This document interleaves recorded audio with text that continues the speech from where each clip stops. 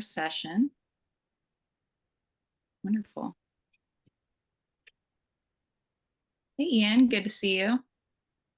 Good morning. Got Anne here. Awesome.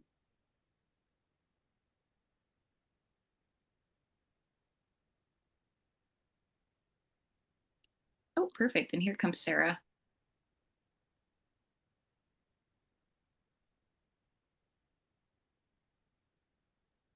Welcome, Sarah. You made it back with us. Hopefully last night wasn't too long of a session for you. You're hanging in there. Are you talking to Sarah Scarf? Sarah Boylan. Okay, yeah, I wondered. I wasn't able to make it last night. Oh gosh, we have two Sarahs. Good to see. All right. Hey, Julie, welcome back. Good morning. Good morning. All you bright, shiny morning people. Wonderful. Well, we are at 9 o'clock, and I think we've got a majority of the group here. However, we will get to a slow start because I want to be mindful of your time. So happy Saturday, and welcome back to session 2 of Volunteers in Service. Today, we're going to now focus on the faith respondent portion of this module. So before I introduce Reverend Hunter Ruffin as your new facilitator for this morning, I first want to hand things back over to Katie Brock with the Bishop's Office to lead us in our opening prayer this morning. So Katie. Thank you. Good morning, everybody. The Lord be with you. Also with you. Lord, we come to you today asking for your guidance, wisdom, support as we begin this meeting. Thank you for each mind and heart that fills the presence in this call. Help us engage in meaningful discussion, allow us to grow closer as a group, and nurture the bonds of our communities. In your name, amen. Amen. Beautiful prayer, very fitting. Thank you, Katie. All right, and typically on our Saturday morning calls, we allot about 5 to 10 minutes for a brief Q&A session with our facilitator from yesterday evening. So now, if you've thought of any questions or any takeaways that you want more clarification on, we've got about 5 or 10 minutes here to take a couple of those inquiries from you. And I will hand it back over to yesterday evening's facilitator, Jason Matthews, to kind of lead this portion of the session. So take it away. Thank you, Cassandra. And all right, pop quiz time, everyone. No, I'm just joking. So no pop quiz. So some of you are like, wait, so too early. Anyways, yeah, really this session is really just designed. We knew just from past classes where something was said, something resonated. There was that aha kind of moment from the night before, and we just, some folks they kind of slept with it, and they woke up this morning, they're like, you know what, I wonder about blank, or I had another question about something else. And so we just wanted to allow that time. So was there anything that folks, after hearing something last night, either resonated with them and they're like, oh, gee, I just can't stop thinking about blank, or maybe was there something that generated another question? But we want to allow this time for all of you just to, help to process and to ask questions this morning. Anything?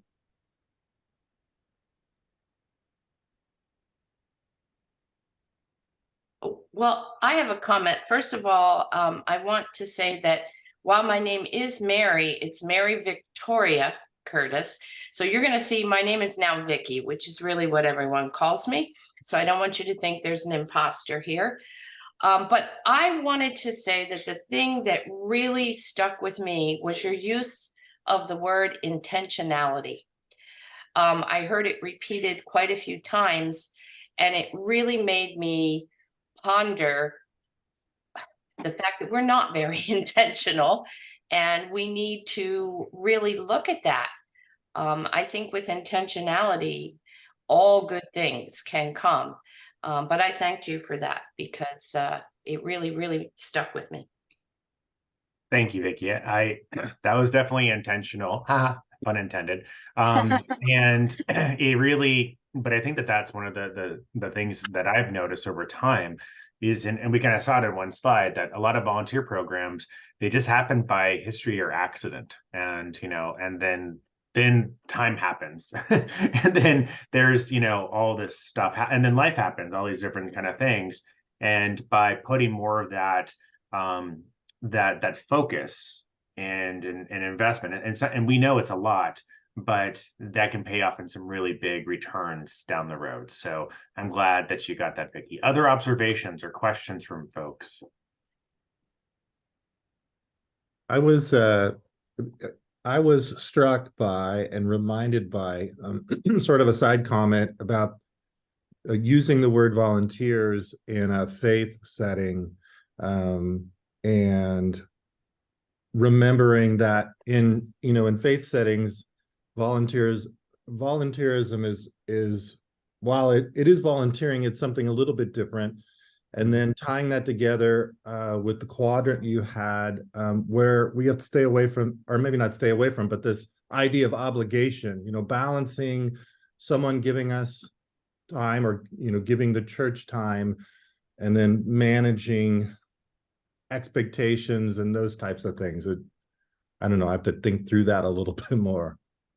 That's wonderful, Bradley. Thank you for sharing that. And yeah, that was actually one of the things I was sharing with our colleague today, Hunter, was that same observation that kind of came up. And I think that's that balance of really, and hopefully you saw some tools of like still fitting within your culture and practice, but just kind of thinking about it just a little bit of a different way, that can just, how do we work with these, these wonderful folks, but maybe still building some systems that can really, and use some tools that can help us kind of guide them through a journey, because hopefully it's going to be a lifelong journey with those folks that are going to be with your organization, but this is a way of making it easier with those systems and tools. Thank you, Bradley. Other thoughts and observations?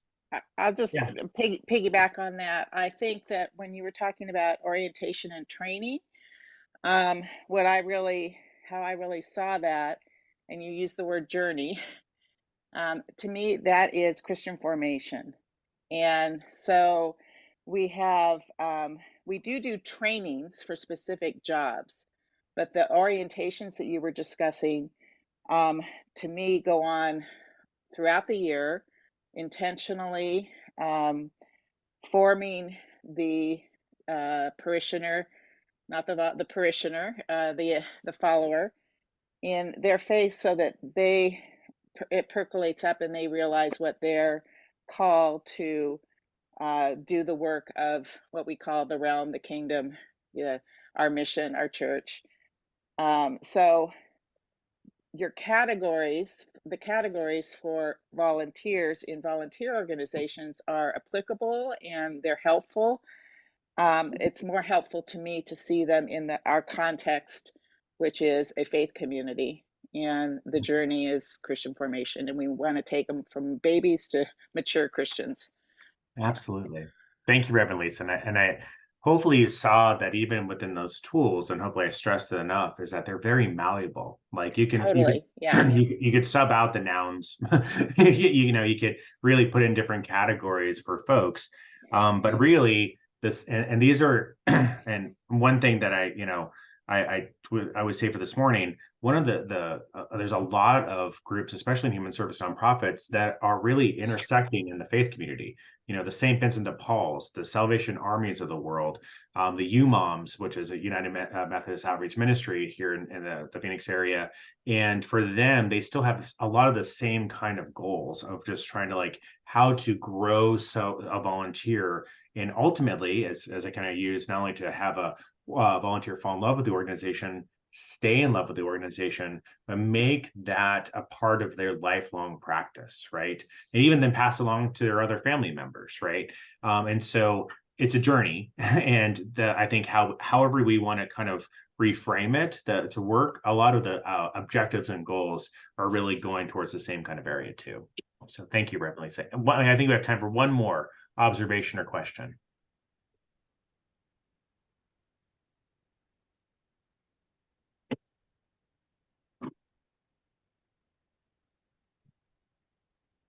Okay. Well, I'm going to wrap up and I'm going to turn over because we have a wonderful program scheduled for today. I'm going to put my email address in the chat box, and I'm very sincere when I say this, that if anyone has any other questions on, again, from that viewpoint, from that nonprofit public kind of space, please email me. I'm going to be on for the rest of the call for today as well. You can also send me some other information, but I just want to make sure you have that resource for the future. So with that, I'm going to turn it back over to Cassandra. Wonderful. Thank you so much, Jason. And as I read off a short introduction for our facilitator this morning, Hunter Ruffin, I want to remind everybody that you can rename yourselves on Zoom to include your location, as well as your preferred name that you want us to call you by in class. You can also put in the chat where you're coming from, what your parish name is. That way we can all become a little more familiar with one another. And with that, I will introduce the Reverend Hunter Ruffin. And he is an Episcopal priest who has served in some of the largest congregations and some of the smallest congregations in the Episcopal Church. He has graduate degrees in theology and international finance, studied history and French in his undergraduate career, and has traveled throughout Europe and the Americas in his time as a priest. Currently serving as the rector of Church of the Epiphany in Tempe, Hunter serves the wider church as the co-chair of the Diocesan Commission on Ministry and as a member of the advisory group on church planting and redevelopment. He is passionate about helping people discover their call in ministry and the talents God gives them for accomplishing that call. And with that, it is my pleasure to hand things over to Hunter to take us away. Thank you, Cassandra, and good morning, everyone. I'm glad to be here with you, and I'm just going to go ahead and start sharing my screen. So this morning, we're really going to look at volunteering from a vocational perspective, and how can we understand ministry in the church that is people giving of works and wisdom, which you may know as time and talent, as part of them living out their vocation within the church. That it is, as some of you mentioned this morning and I gather last night, something that goes deeper for people when they're giving of their time and talent in their faith communities. So just to kind of set the stage here, let's just refresh our memory of a little bit of what we find in Scripture. And in the beginning, in Genesis, we read, God created humankind in God's image. In the image of God, God created them, male and female, God created them. God saw everything that God made, and indeed it was very good. And if we keep going in the prophets, and Jeremiah tells us that before God formed us in the womb, God knew us, and before we were born, God consecrated us and appointed us as prophets to the nations. And if we keep going in the Pauline literature, we can find this in Romans and Corinthians, a little bit in Galatians, and many other places, that there are a variety of gifts flowing out of the same Spirit. And there are a variety of services, but the same Lord. A variety of activities, but it is the same God who is activating all of them in everyone.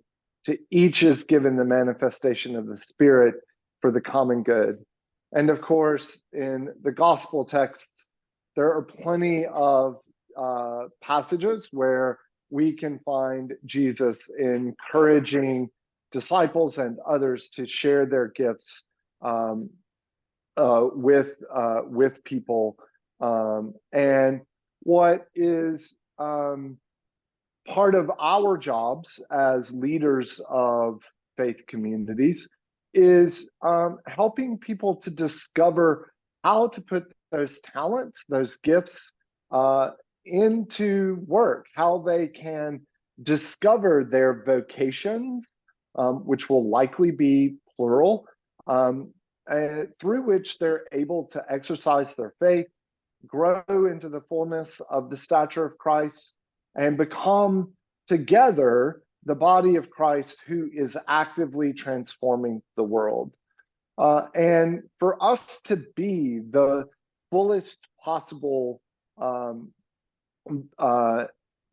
iteration or incarnation of that body of Christ, we need the spiritual gifts, talents, skills, and knowledge of every single individual member. There we go. So just to frame this in terms of our prayer book, you know, in the Catechism on page 855, we see that the ministry of the laity is to represent Christ and Christ's church, to bear witness to him wherever they may be, and according to the gifts given them, to carry on Christ's work of reconciliation in the world, and to take their place in the life, worship, and governance of the church. And if we look at the answer to the question in the Catechism, for all of the orders of ministry, for deacons, for priests, for bishops, it always begins with representing Christ and his church. And that is going to involve us bringing all of our talents to bear in how we do that. And our talents are part of how we're put together, part of what we do naturally, what we can't not do. And they are naturally recurring patterns of thought, feeling, and behavior. And we can take those talents and we can apply them to things. We can apply them productively to reach outcomes that are really important to us. And the thing that is important about talents is that I cannot acquire a talent that I don't have just naturally. While I might be able to learn a skill or learn knowledge, if I don't have a talent for something, I'm not going to be able to do that thing as well as someone who is talented for that particular role or job or vocation. I might be able to do it at a rudimentary level, but someone who is really talented at it will excel and will leave me behind in the dust.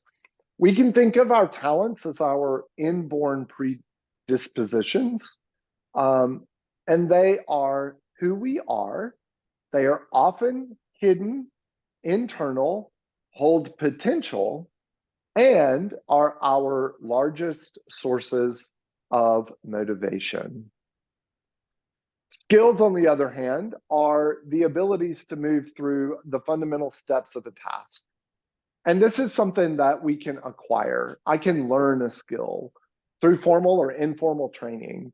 I can learn how to light the candles at the altar. That is a skill. Once acquired, I have the ability to do the skill at a base level of performance. And then knowledge is simply what we know. Knowledge is acquired through education or training. It may be factual knowledge, things that we've learned in formal training programs or through reading articles, books, etc. Or it could be experiential knowledge, which of course is the knowledge that we come by through our own lived experience. When we put these three things together, our talents, our skills, and our knowledge, then we're able to begin to discern where it is that we can really thrive. And that's ultimately where I think we would want anyone in any of our congregations to be committing themselves in ministry. Because that place where someone's going to really thrive is where they're being called into ministry through their baptism It is where they're going to find that deep source of joy that is intersecting with deep needs in the world, to paraphrase definition of vocation. And it's where someone will really begin to shine as the light of Christ that's actively working to transform the world. Our ministries in baptism begin, for many of us, when we don't even remember it. We're an infant when we are baptized. And then it follows us through our lives as we begin to learn and grow and be shaped and formed into the body of Christ through our faith communities, not only through those formal formation programs, but also simply by being in community with other people of faith who are striving for what we might call the kingdom of heaven, or God's rule, or God's reign, or simply doing the work of reconciliation, that mission that Christ has given to Christ's church.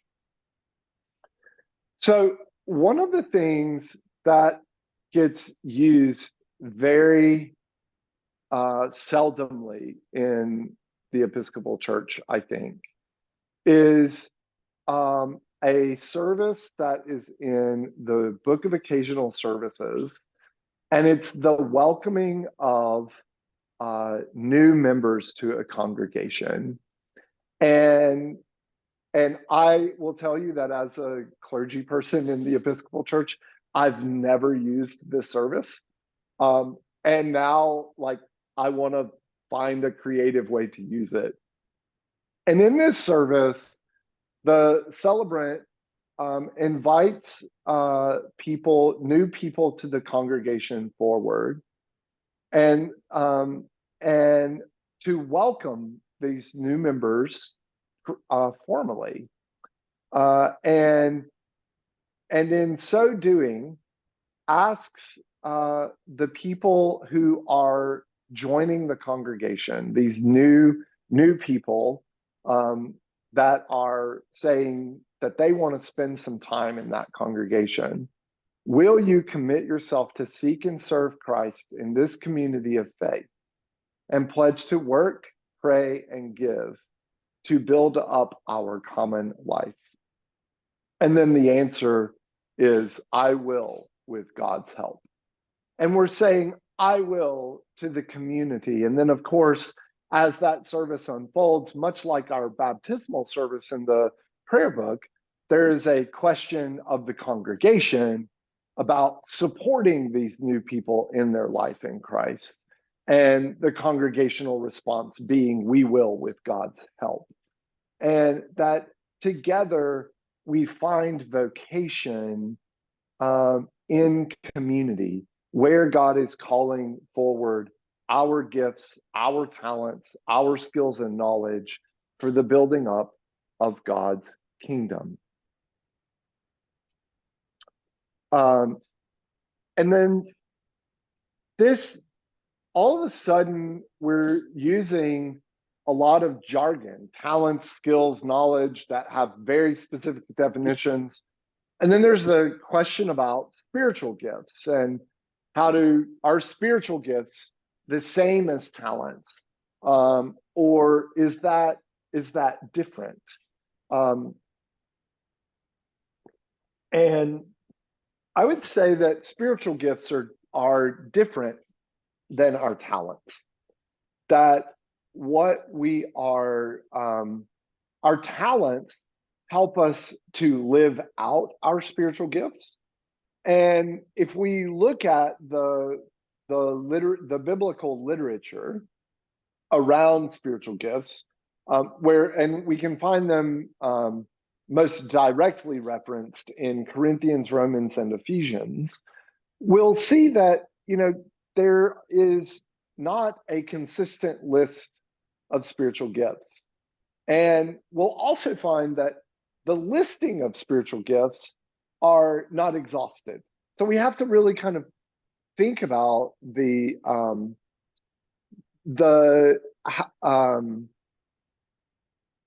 creatively what that spiritual gifts might also include. And we can think of spiritual gifts as charismatic ministries rather than offices to be filled. They're descriptive of ministries that are within the church, and those ministries can be achieved through any number of talents or strengths that a person has.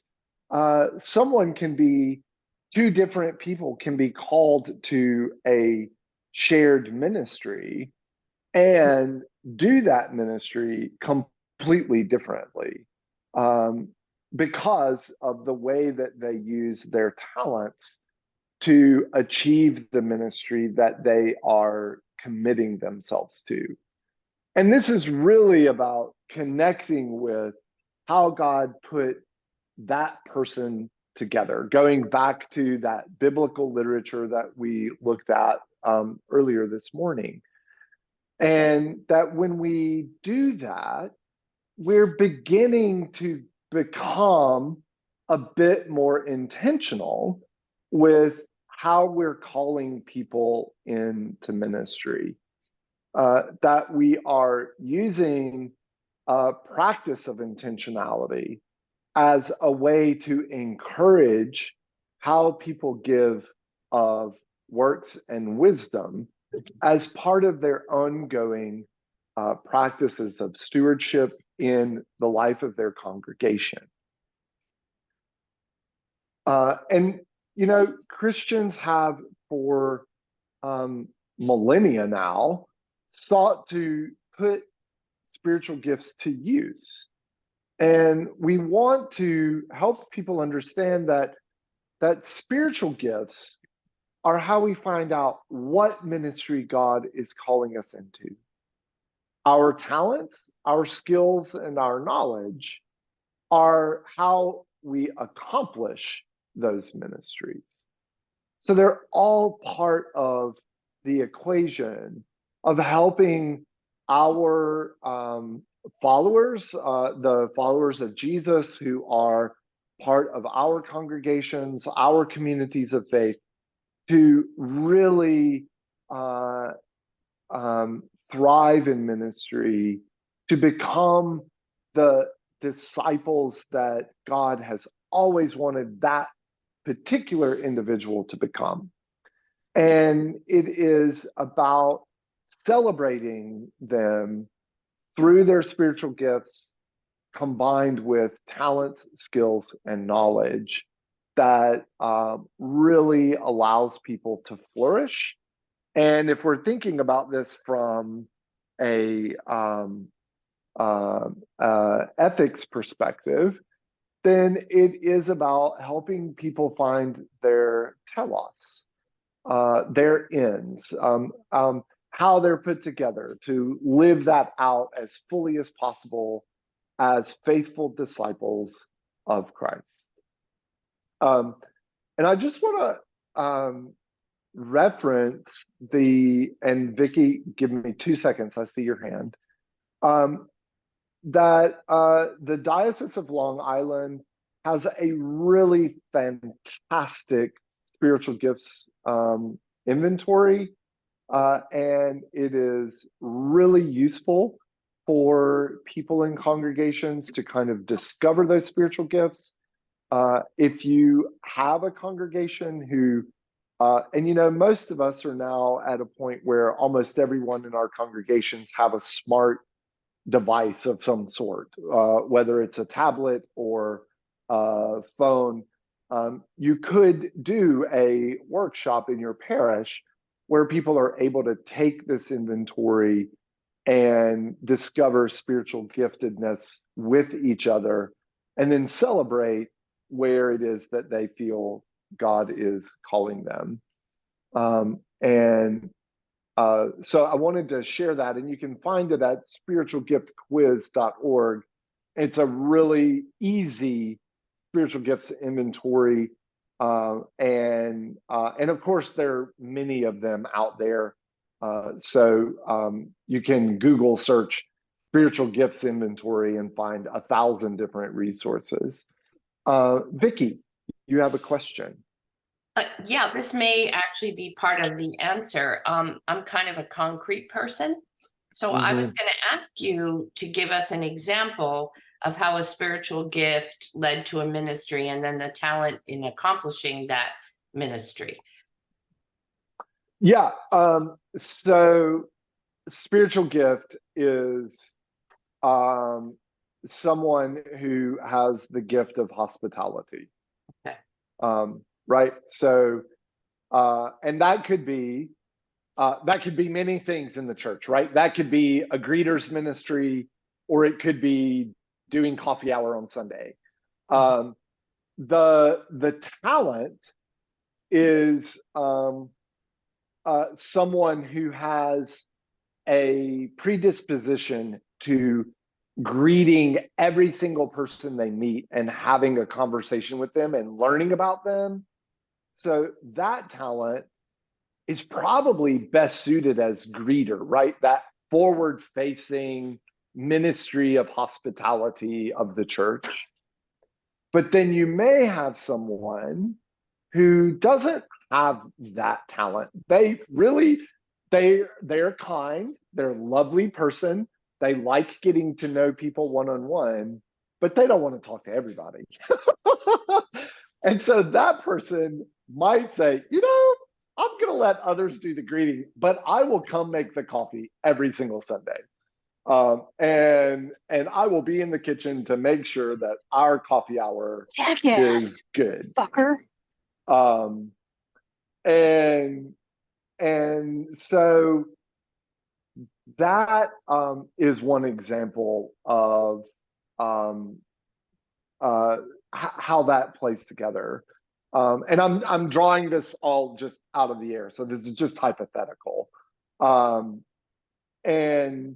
does that help, Vicky? Does that make it a little more concrete? Yes. Okay. And the other thing I would say, Vicky, is this book right here by Winsman. It's produced by Gallup, and I'm drawing a lot out of that. And so if people are curious about discovering their talent themes, that book can be helpful for people. It uses the Clifton Strengths survey to help people understand their talents, and then paired that with a spiritual gifts inventory, and then you can have a really full workshop on talents and spiritual gifts within the life of a congregation.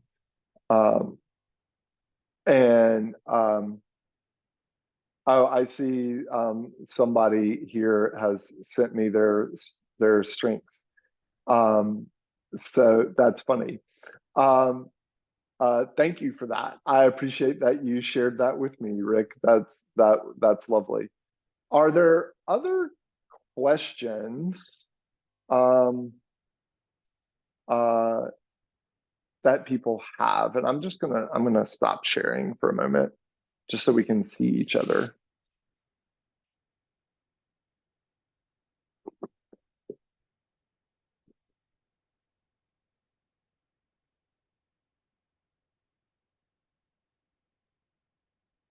Okay. So shall we press on then? Or do people need a 2-minute break? Hunter, Yes, Reverend Hunter. Sarah. Now, are spiritual gifts something that can grow, or God can give you other ones as you grow in the ones you have and you seek to be gifted in other areas? Or is it more like he he will help your talent to grow, and it will just flow. Like, I think my gift might be evangelism. But serving others, I would want to be able to do better. Does that make sense? Or is that something that's going to be worked on through effort if it doesn't come naturally yet? Does that make sense? I mean, I do like to serve, but it's not my natural inclination. Does that make sense? Yeah, yes. What do you mean you do like to serve, but Can spiritual gifts be added to, or do you have one? I would say that spiritual gifts is not, and spiritual gift assessments are not scientific. Okay. And so I think theologically, I'm going to think that God always has the ability to gift us with new gifts, right? So I don't want to take that away and say that we're limited by that. What I think is more likely to change is our sense of vocation. That vocation changes as we move through life.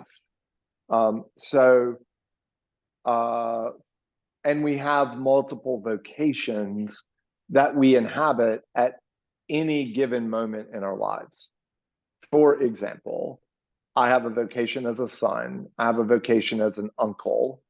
I have a vocation as a priest. I have a vocation as a fiance, soon to be husband. I have, and then if it is God's will, maybe one day I have a vocation as a parent. But then also in the wider church, I have vocation as a member of the Commission on Ministry. And so I have these multiple vocations. And that doesn't necessarily mean that my spiritual gifts have changed. I may be tapping into different spiritual gifts that I have at different moments and in different vocations within my life and within the church. And I am using my talents in those different vocations in particular ways to live out that vocation. Does that help?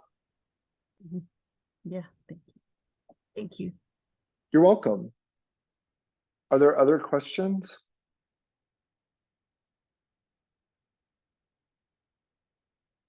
Okay.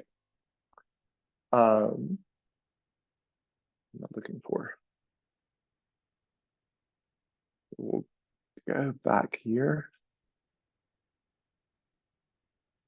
So there is, so far we've talked about kind of discovering giftedness through inventories and kind of trying to discover people's talents. And I would say that there's also this really important practice of doing relational discernment with people. And it's really kind of approaching this from an asset-based community development methodology to discover someone's gifts.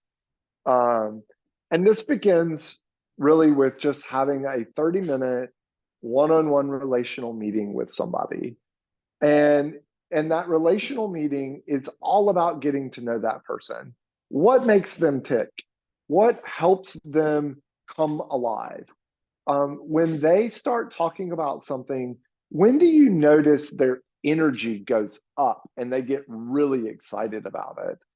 And in a relational meeting, we want to share our story only insofar as it helps the other person to share their story. And we're focusing on that story. We may call it a spiritual autobiography. The people that we are, that are in our care as pastors, ministers, leaders, whether lay or ordained, may not call it that. And so we want to help them. We want to get to know their story, and we want to listen for themes, ideas, and motivation. And we might want to have a parishioner profile that we would then take after the meeting is over, take it out, make notes of what you heard in the meeting, so that you can then have some documentation of the themes, the ideas, and the motivations that you heard in their story. And then when those needs arise in the life of the congregation, you might even be able to research that if you store it in your church database, or you get really fancy and start tagging people with different things in the database. Then you could pull up people with those different tags, and then you've got a list of people to go to and say, here is a need in the church, and I've sensed that you may have a gift for this, and I'm wondering if it would be a ministry that you would enjoy doing. And so it's a different way of getting at spiritual gifts, at talents, at motivations, without having to, oh yes, I absolutely love the book that you're referencing, Julie. So this relational meeting is another way for us to answer the questions, to help people discover vocation as part of how they give works and wisdom. And this notion of vocation that we've spent a lot of time on so far is part of how we get to a more intentional place of inviting people into ministry. And it's also how we can begin to help people understand themselves, not only as volunteers, but also as ministers of the gospel, who are sharing that gospel through their lives.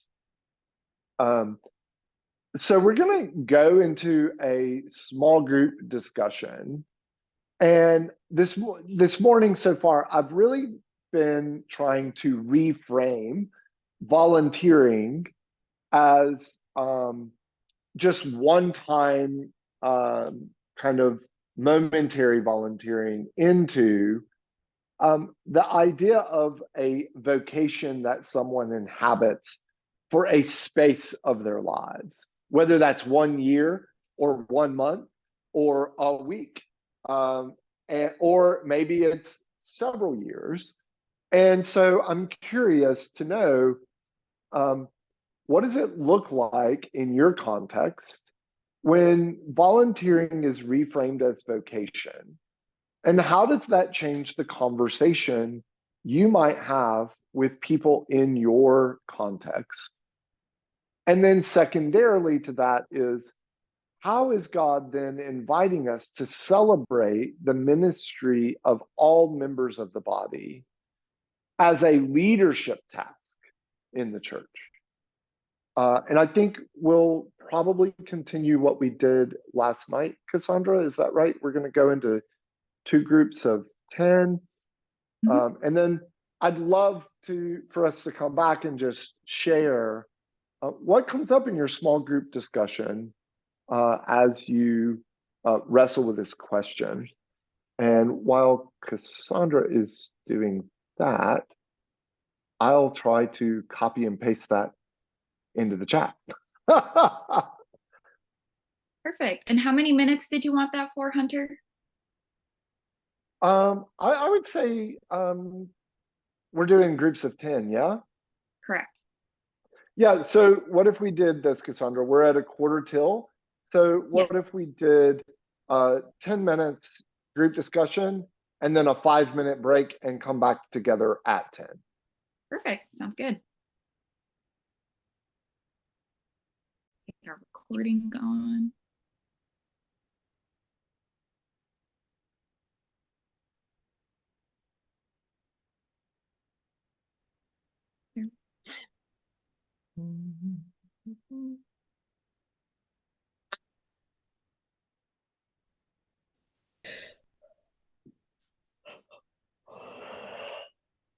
Okay, I think we have almost everybody is back.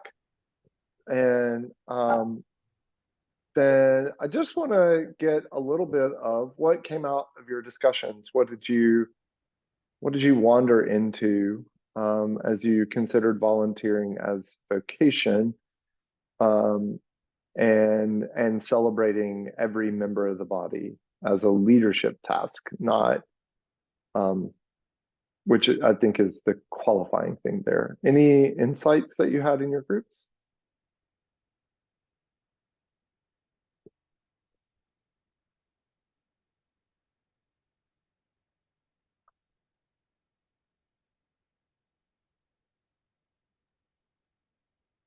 Sure. I actually would like to ask you to unpack your second question a little bit. I didn't get to write it down, so I can't see it anymore, but I wasn't quite sure what you were getting at with that question. Sure. So I think that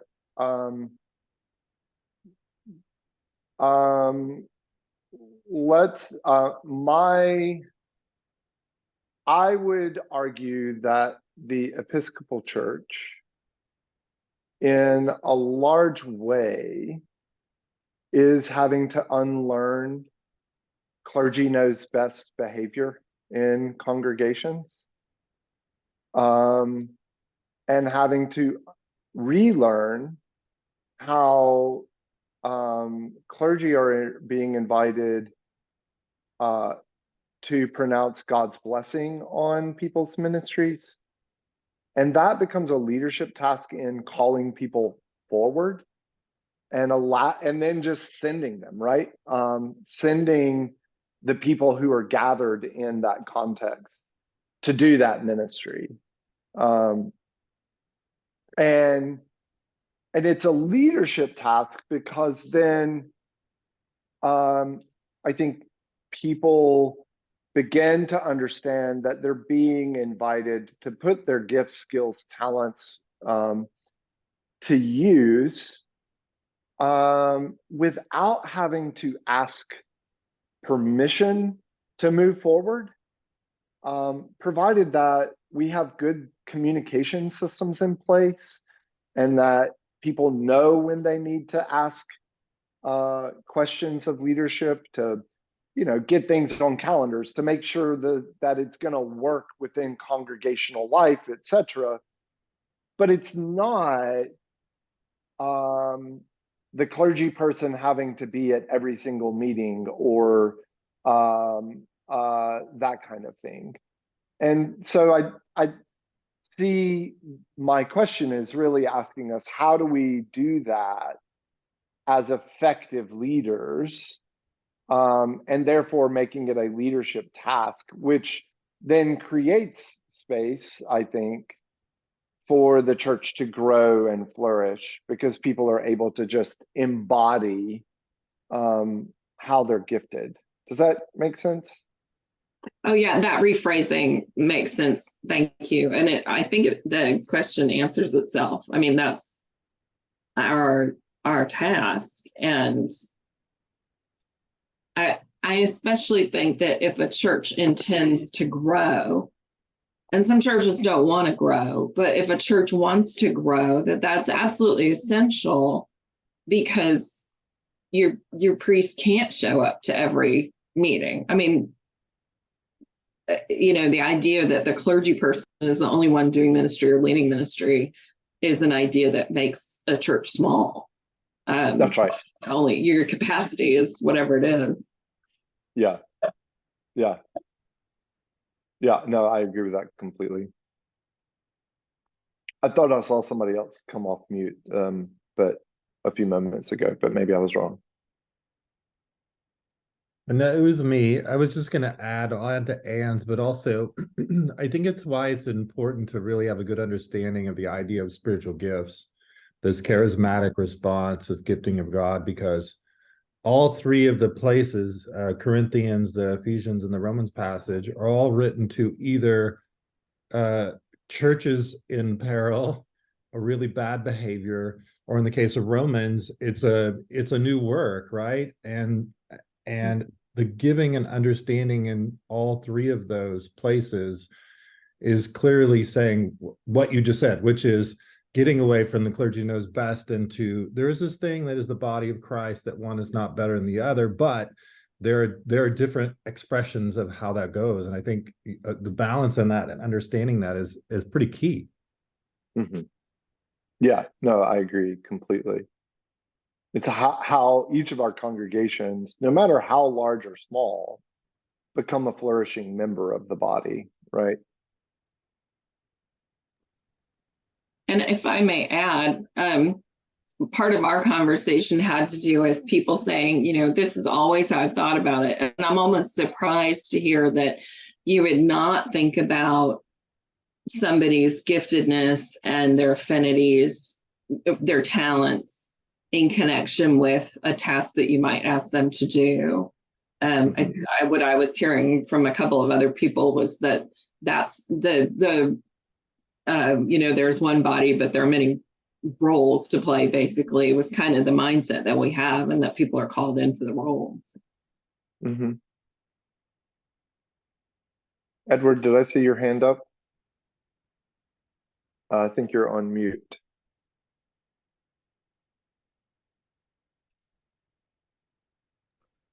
For several years, I worked with a church who didn't have any money, and I said, well, I don't need the money, but I'll be your mentor and your sacramentalist.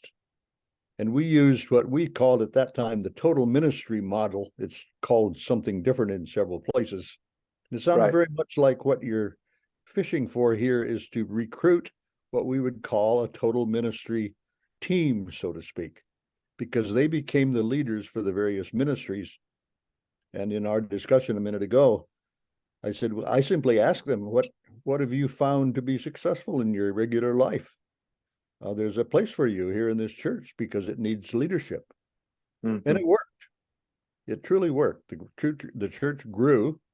In fact, we raised up a couple of people to be ordained out of it, and they're still there. So I think that the first move is to say, what do you think you're good at? What have you done before? We need everybody. There's something for everyone to do. Mm-hmm. So just ask. That's the first step. Yeah, that's right. So we are, thank you for that, Edward. I really appreciate that. I appreciate you sharing that. Just Edward. Ed, okay. Yeah. And we're at 2 minutes after 10, and I think we could probably all use a bit of a stretch break. So why don't we come back at in 5 minutes time? So it'll be 10:08 according to Apple time.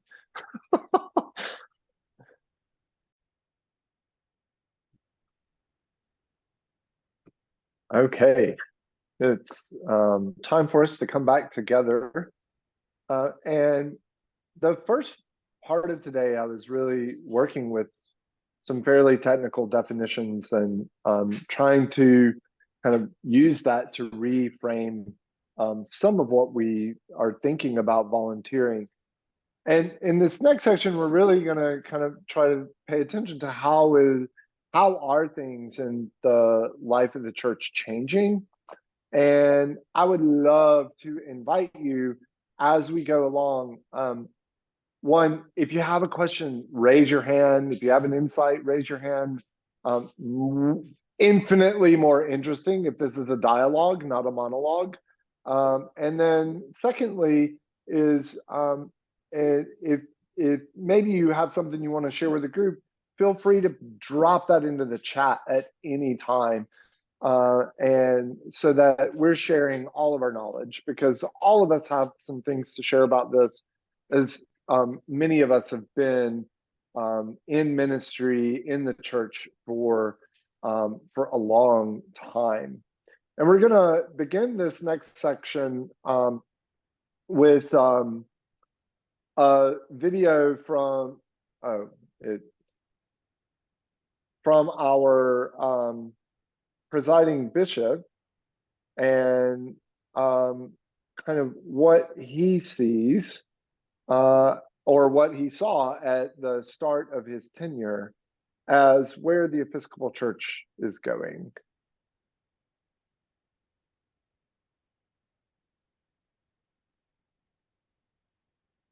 If it will play.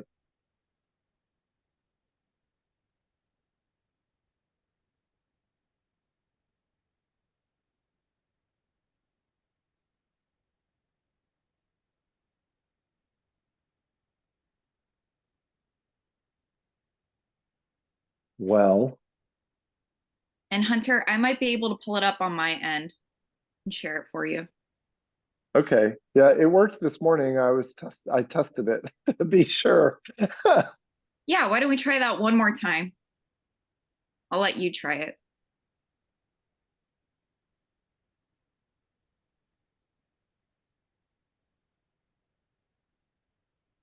Yeah, it's just not playing. I'm for some reason, Cassandra. So if you are able to pull it up, that would be fantastic. Yeah, let me try that. Give me one moment, everyone.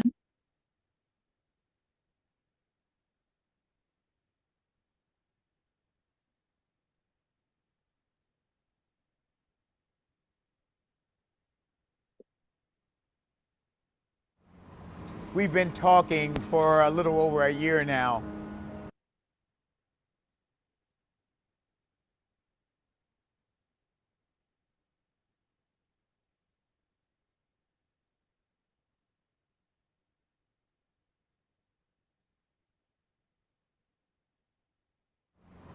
We've been talking for a little over a year now about being the Episcopal branch of the Jesus movement. And somebody recently said to me, I said, Bishop, why don't you paint us a picture? Give us a picture of the Jesus movement so that we can see it. When the gospel is about to be read, the congregation stands up. Something is going on. And then more than that, as the gospel moment is approaching, a deacon, if there is a deacon in the particular church, a person who has been ordained to be at the intersection of the church and the world, is asked to read or chant the gospel. And they come down sometimes with a gospel book held high. And there's music and the congregation is singing as the gospel of Jesus, the teachings, the life and the spirit of Jesus enter, in a sense, the room through the reading of the gospel. And then on top of that, everyone in the room turns and reorients from wherever they are. They turn and reorient themselves facing the place of the gospel and stand for the reading of the gospel, for hearing the teachings of Jesus. That gospel moment, the church has become the Jesus movement, with life reoriented around the teachings of Jesus and around his very spirit.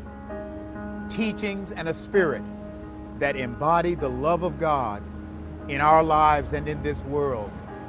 A way of love that seeks the good and the well-being of the other before the self's own unenlightened interest. A way of love that is not self-centered, but other-directed. A way of love grounded in compassion and goodness and justice and forgiveness. It is that way of love that is the way of Jesus, and that way of love that can set us all free. Someone once said, when you look at Jesus, you see one who is loving, one who is liberating, and one who is life-giving. And that is what the way of Jesus is about. And that is the movement of Jesus, a community of people committed to living the way of Jesus, loving, liberating, and life-giving, and committed to going into the world to help this world become one that is loving, liberating, and life-giving.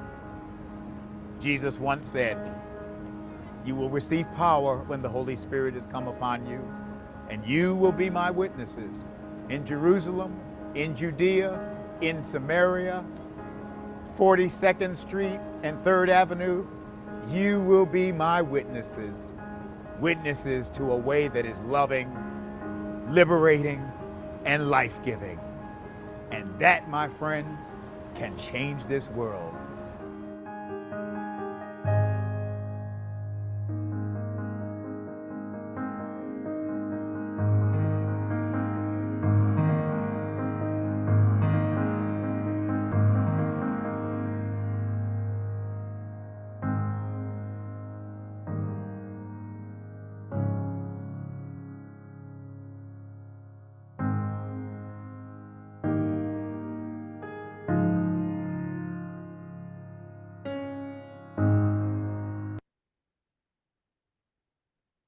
So I'm just curious, how is ministry changing in your context? And I'd love to know what that looks like for you. Where do you see the role of the church, the ministry of the church changing where you are? And I'd feel free to come off mute and give us just a short answer, drop it in the chat. And how is it that you are experiencing what Bishop Curry talked about in his video?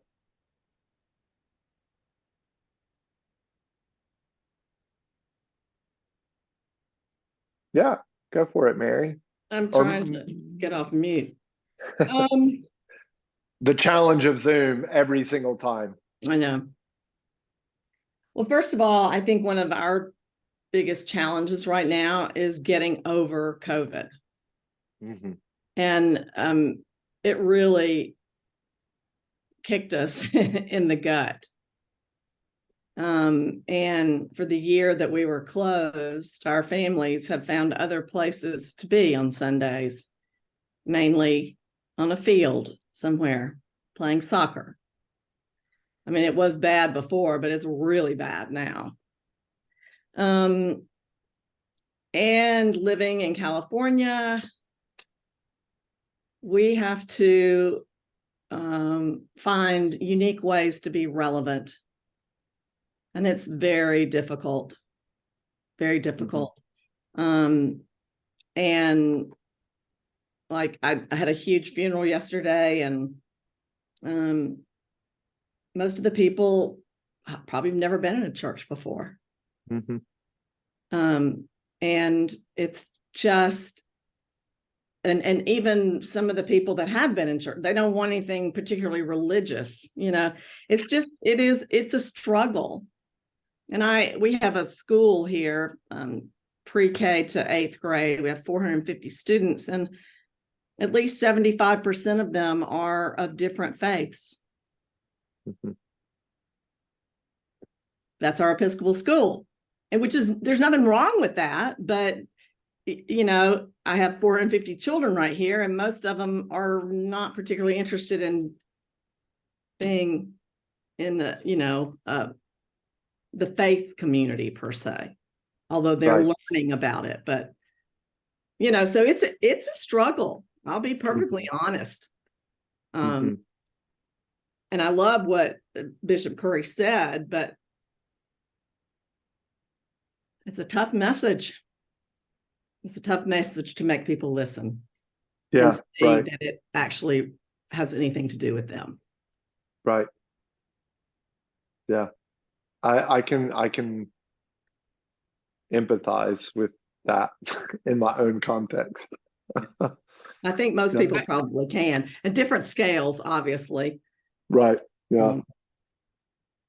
Lisa? Yeah, I'll just chime in on what Mary's saying, because I'm in California as well, but I've just recently joined to being called to the congregation where I'm serving. And so but I was with a congregation for the basically 2 years of the pandemic. And I think that one of the greatest ill-discerned decision was to close the church doors. And I think it has done irreparable damage to the church global, in the United States, maybe globally. And for a number of reasons. And so one of my discernments coming into this new congregation was the recognition that we're not all about Sunday anymore. And if we want to be relevant, we need to recognize the good news that our community that used to only come on Sundays are in the community now much more, because they're all working hybrid. They're all in the neighborhood, they're all there, and they're all available to be, perhaps, to express their vocation and their call differently during the week. We don't need to keep pouring everything into Sunday. We need to attend to Sunday, but I think we are equipped with Zoom and with other online things and with other things going on to attend to our neighborhood in ways that we haven't been able to before. And one of those ways, in my view, is to have our church doors open. So during the week.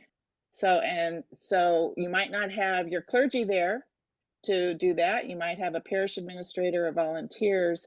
But I'll tell you, just in the first couple of weeks that we have kind of reinitiated this awareness that the church doors have been closed, and we've given lots of people excuses not to be a part of the community and hear the gospel and be live into their call to proclaim the gospel.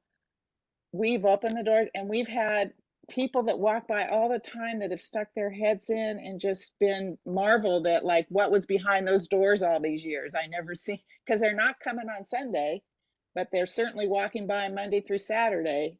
And the engagement that's possible with your neighbor and with the community, I think is it's incumbent upon our small parishes, any size, to make known that we are open and it's not all about Sunday. And that's just one way to kind of manifest this call that I think Bishop Curry is speaking to. And that particular video that you played has been kind of the inspiration for all of my pastoral and my parish ministry from the get-go. I think he just nails it. And I think there's lots of ways to live into that pandemic. But I think one of the greatest mistakes we made, with all due respect, was shutting down worshipers, shutting down our worship services, and living into this fear of proximity with neighbor that the pandemic engendered in our country and in our people and in the followers in faith communities. And I think we have a long way to build that back and build trust with our existing parishioners and others. Yeah.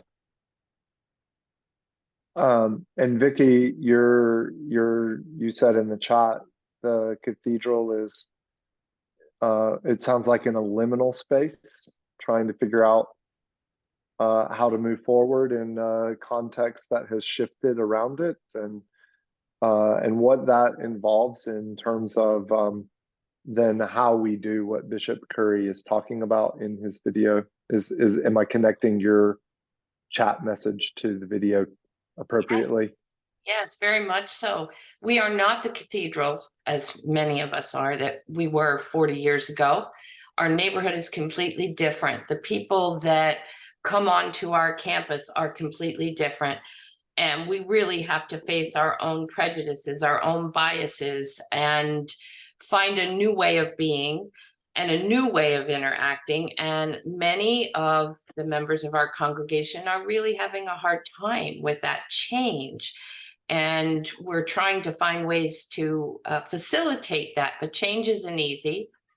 And I mean, it's a battle every single day, but I really believe we're there for a reason.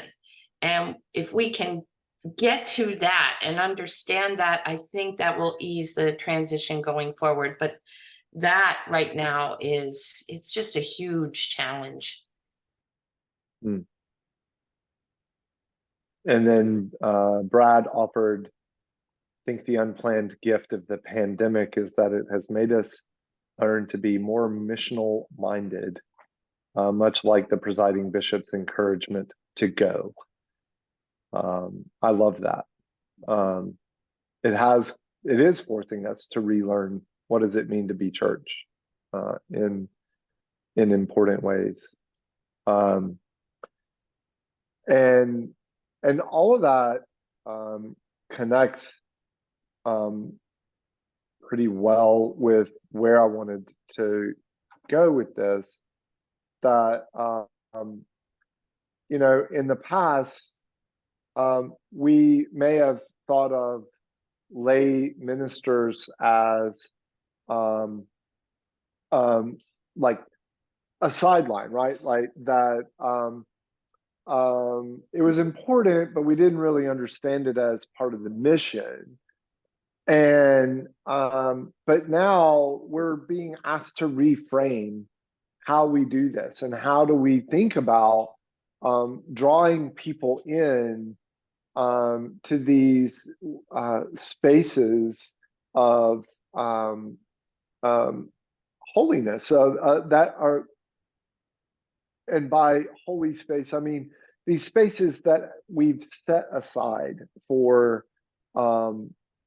intentional time with God, and then being able to achieve the mission of the church because we're investing in all of the gifts, talents, etc. of the body.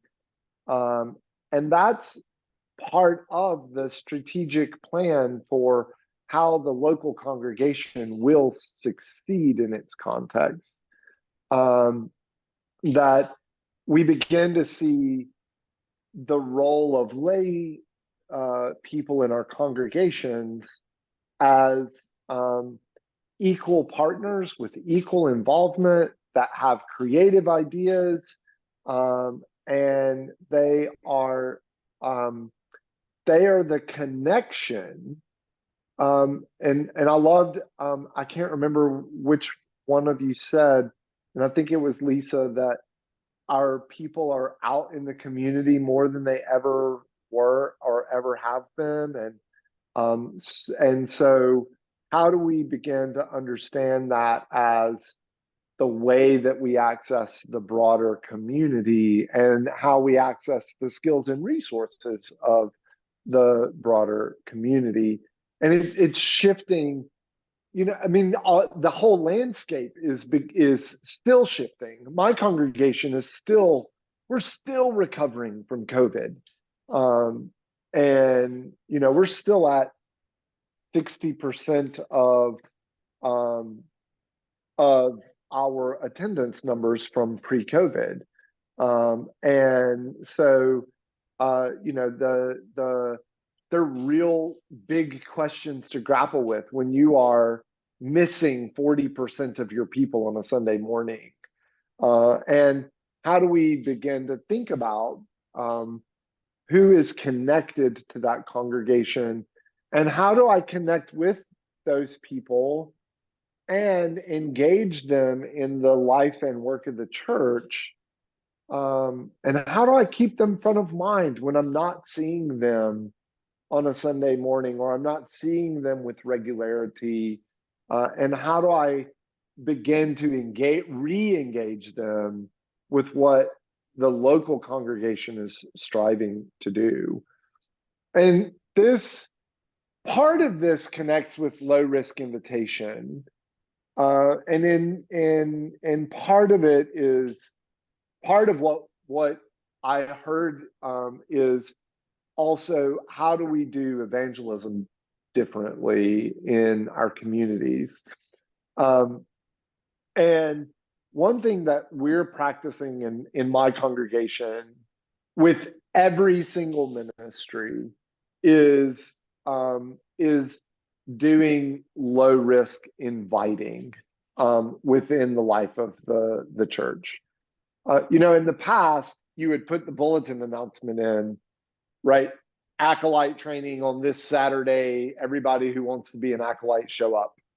And then you would have, you know, in the church of yesteryear, the 5th, 6th, and 7th graders show up to go through acolyte training because their parents said, this is something you're going to do.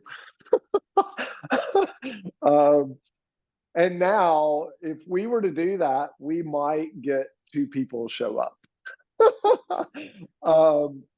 And so we have to understand that the way that people sign up for ministry is shifting in a big way. And so we have to think about how we do this differently. And I think it was Genevieve who put in the chat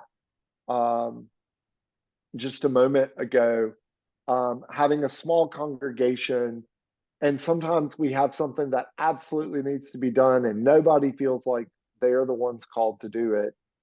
And then somebody does it even though they don't really think they're gifted for that, because they know it has to get done. And so maybe it's a short-term thing that they're doing to support the church in that moment. And today we have to just acknowledge that how church happens has changed. How people give of work, wisdom, time, and talent is changing.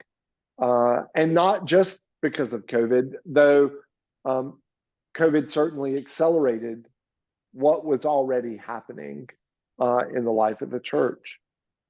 And, you know, low risk invitation is about giving people the space to come and learn about a ministry without the requirement to commit to that ministry before attending that meeting or that training. We have next weekend our acolyte and Eucharistic minister training. And the way we've positioned it is,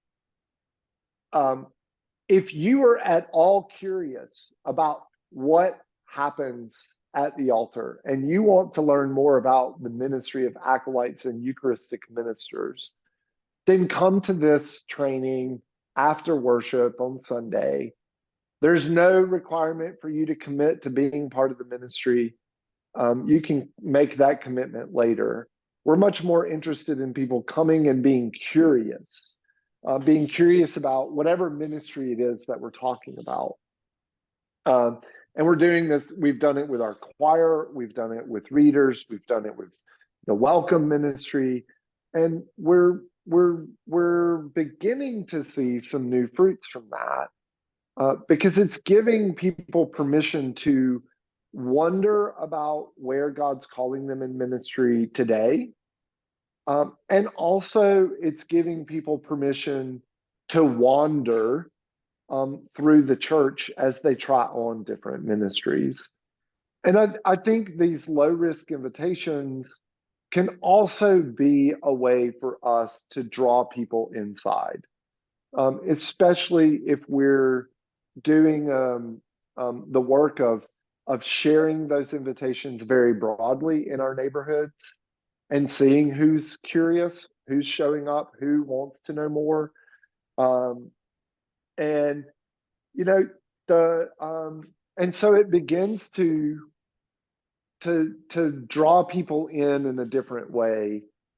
And no, it doesn't mean that every time we have a thing for acolytes or for the choir or whatever ministry it is, that we have 10 new volunteers sign up that day. You know, we might have 10 people show up and then we might get 3 new volunteers. But we've also helped people learn more about that ministry and about what is happening in that ministry.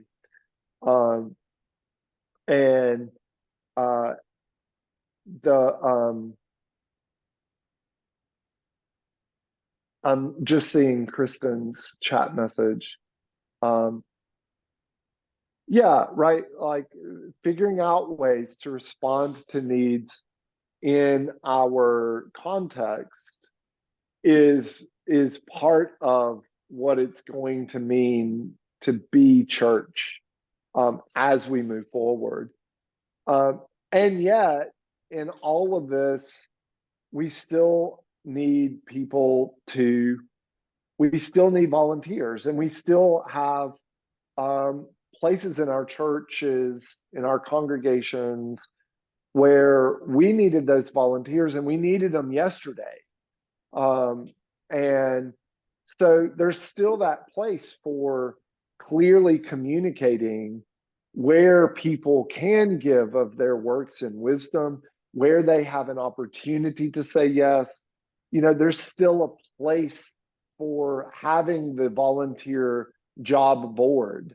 And if we're doing a really good job of having that volunteer job listings, and then doing the work of helping people see, if you have the spiritual gifts of this, or this, you might be a good fit for this ministry. Or if you have these gifts, these talents, if you've excelled in this way in the past, we could use your help here. And there's those ways of communicating how people can be engaged in the life of their church are still really important ways for people to give back. And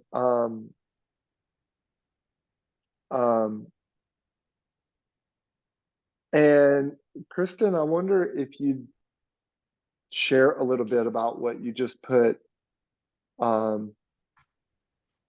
Yeah, I'll be happy to. So what I wrote was, we have a saying, don't be somebody's no. So don't just sit there and think, oh, who could do this? Oh, well, no, that person's doing this already, and that person's doing that. And they might not have that skill. It's like, don't sit there and rationalize why other people will say no. Just go out and ask. So that's, if you're rationalizing why they might say no, or why, maybe you shouldn't ask them, you're being their no. You're not letting them say no. So all right, just go out and ask. Let them say no. You're precluding the opportunity for yes. Yes, exactly. Yep. Yeah. No, that's really great. Thank you for sharing that. That's spot on, right?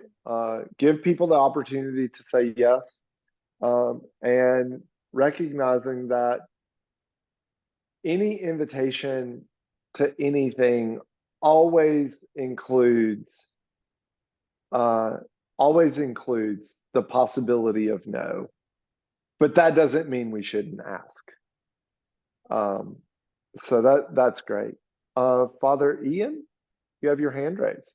Yeah, thank you. Just to follow on what Kristen said, is that's the same as inviting people to church.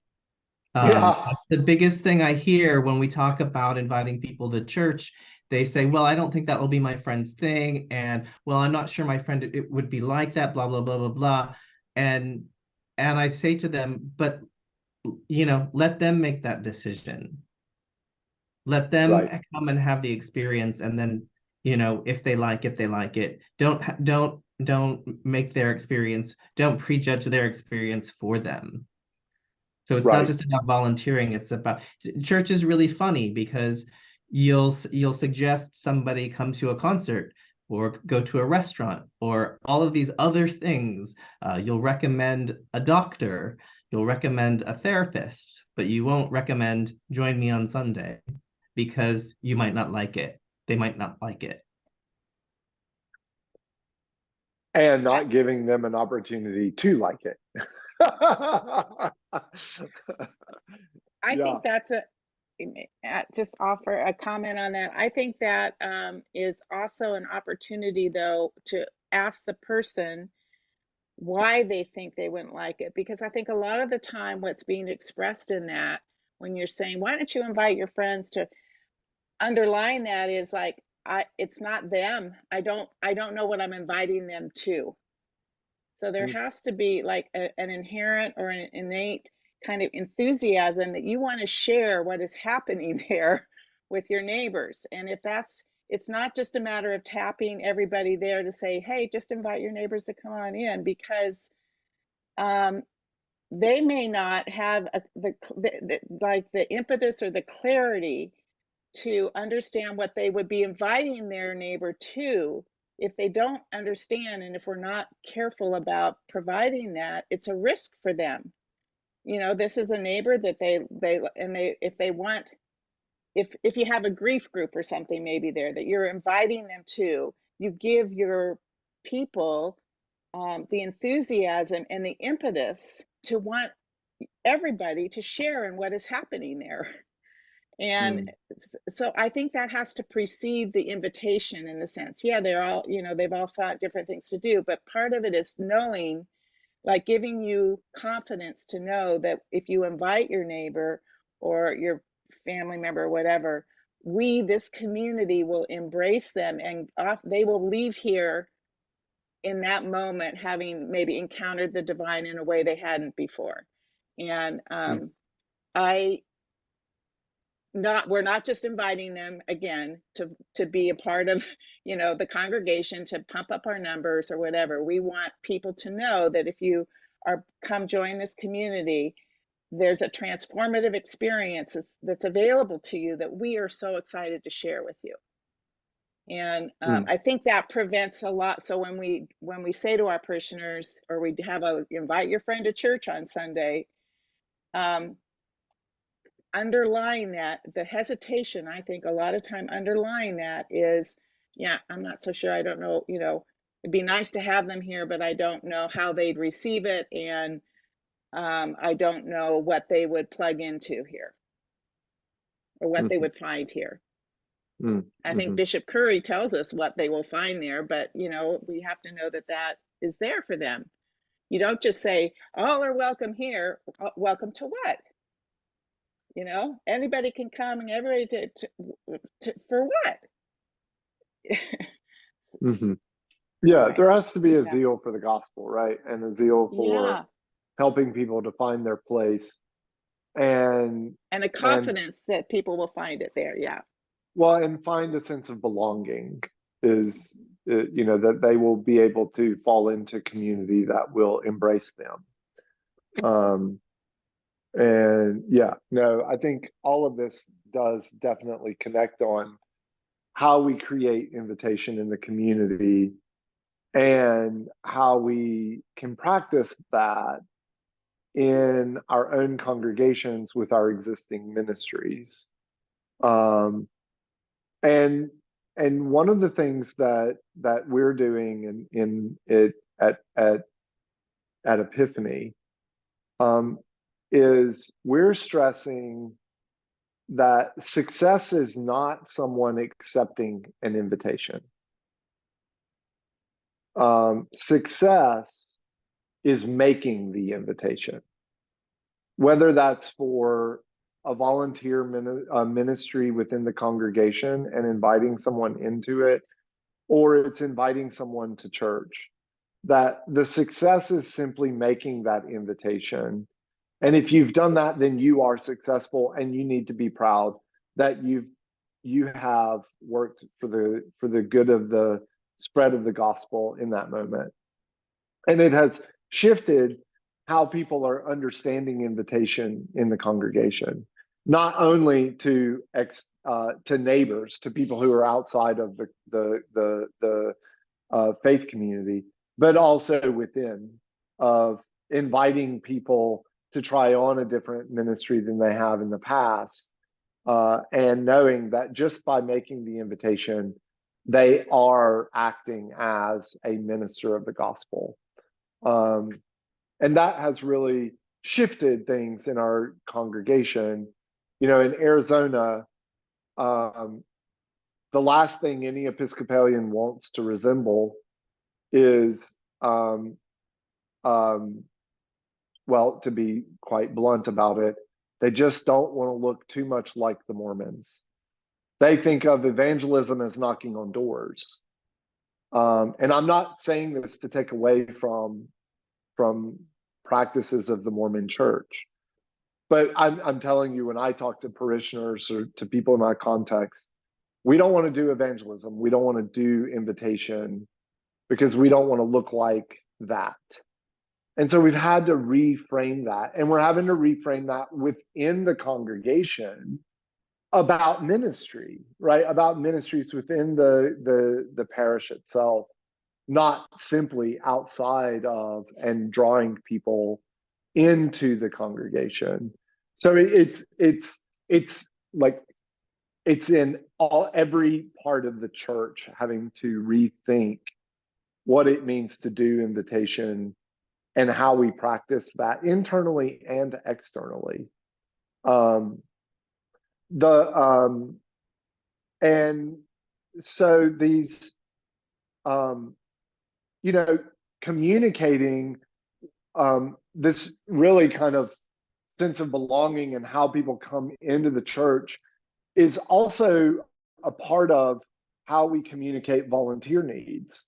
That when we have these low risk invitations, when we have an interest meeting, and even when we have a bulletin announcement, giving people a compelling vision of why they might want to say yes is an important part of making the invitation.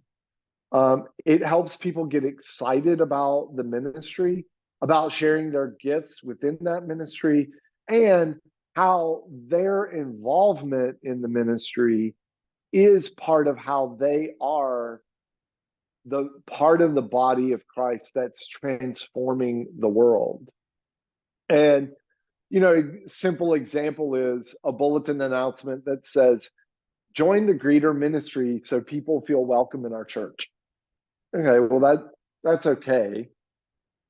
Versus greeters lead our congregation in extending the hospitality Christ extends to all of us who draw near to Christ's table.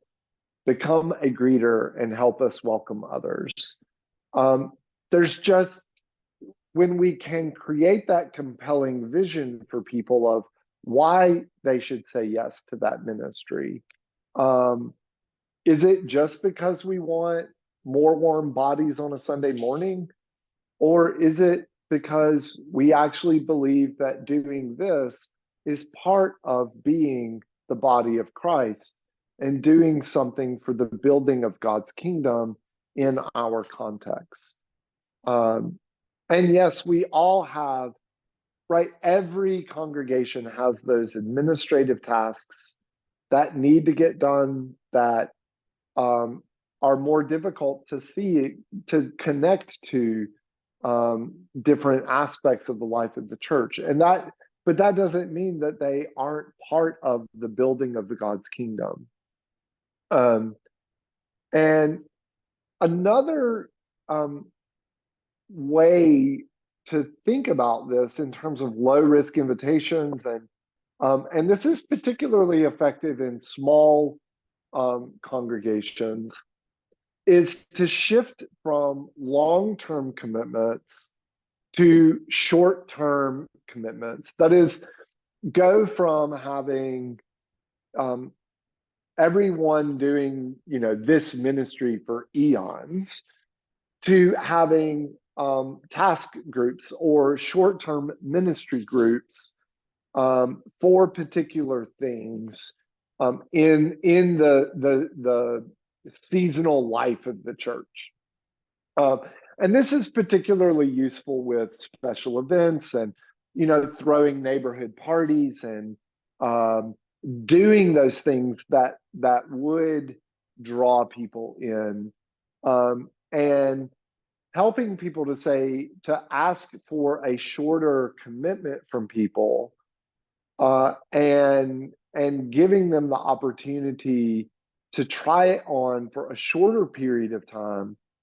And then maybe they fall in love with it and take it on for a much longer period of time.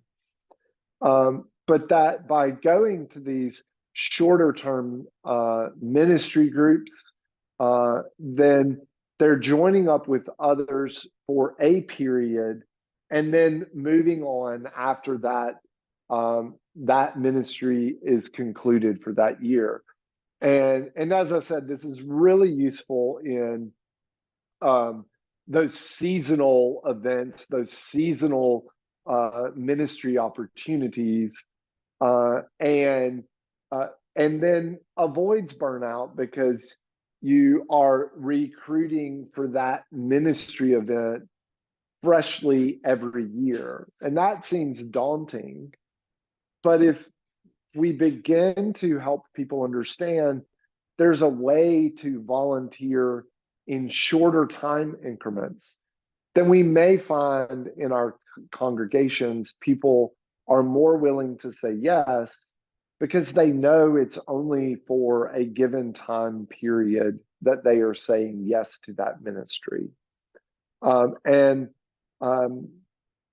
so again, this is something we're trying on in my parish and saying, what are those things that we can recruit for every single year, and tell people this is only a 90-day commitment. You'll be volunteering for this for 90 days, and once it's done, and then the group is disbanded. And then also using that group as our leadership recruitment group. Can we recruit someone who served on it last year to be the leader for it the next year, and to be that voice in the congregation that's inviting people to join them in that ministry space for a period of time. And again, these short-term ministry groups is another way that grants people the permission to wonder and to wander through the church as they seek out their vocations and as they live out their vocation as a follower of Jesus, and without feeling like they are being limited in what they can say yes to, because we've figured out ways to break down those really important ministry groupings into shorter term time increments. And so it isn't, a 3-year time commitment or a lifetime time commitment, which is what many ministries become in our churches, that once you say yes, it's a yes for life. And that creates a whole nother level of angst in people as they are being asked to say yes to something. So I want to just ask, what in this is helpful in your context? Are there benefits to low risk invitations? What volunteer jobs do you have that you needed filled yesterday? And what are the things that you're trying on in your context? How are you working to solve those kinds of quandaries in your current context? And what are other ideas that you're trying on to try to grant people the opportunity to say yes, to kind of come back to where we started with that? And I'd love to hear what you're doing. What's happening in your context that's working for you? Kristen. So the last thing you just said about the short-term ministry groups actually sparked an idea that I had, where if you have a ministry, like I'm the leader of the Altar Guild, there are seasons that are particularly more, take more effort than others. Christmas and Easter, it's a big commitment on the Altar Guild. We have so much to do. Holy Week is just crazy. Well, when you were talking about small term ministry groups, I thought, well, can't we transform that idea into, why not just ask for additional help? Hey, there's a short-term thing who wants to be on the Christmas decoration committee, or who wants to be on the Holy Week setup committee. And then the Altar Guild is still owning that, but we get some extra resources to kind of help in, especially this year when Christmas Eve is a Sunday and we have to do 2 services and switch over in between the services, because you can't decorate for and by the way, I have to say that's my birthday too. So as the head of the Altar Guild, I get to spend my whole birthday at church decorating and attending church.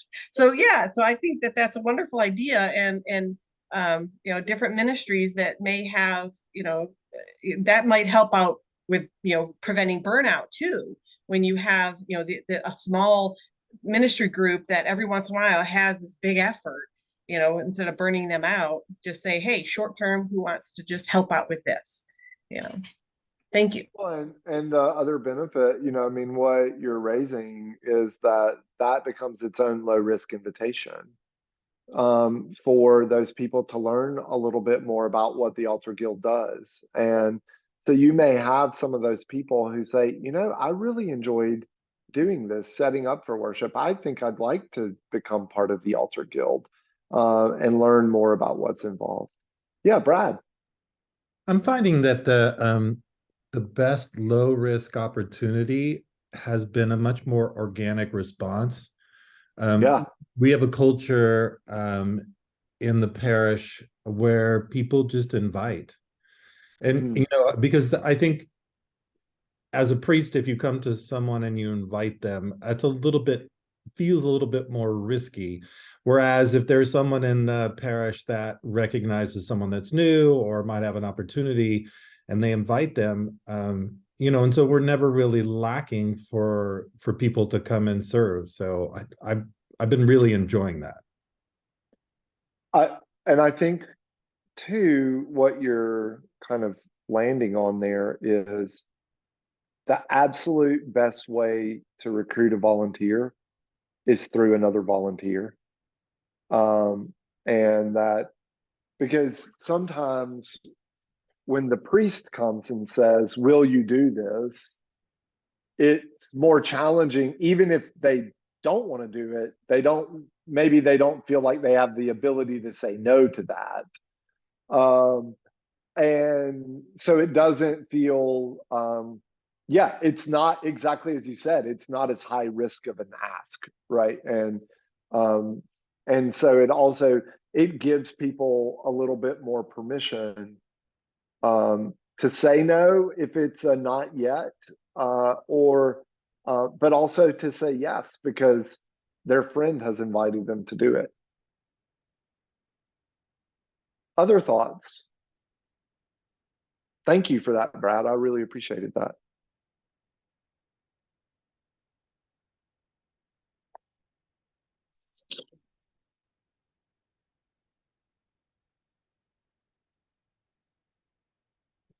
So I think that we've been at it for about another hour, and so I think it'd be good for us to take another stretch break. And why don't we come back at 5 after the hour, so that 5 after 11. So a little bit longer break, and stretch and take a walk outside, get some fresh air, and then we'll come back together and press forward.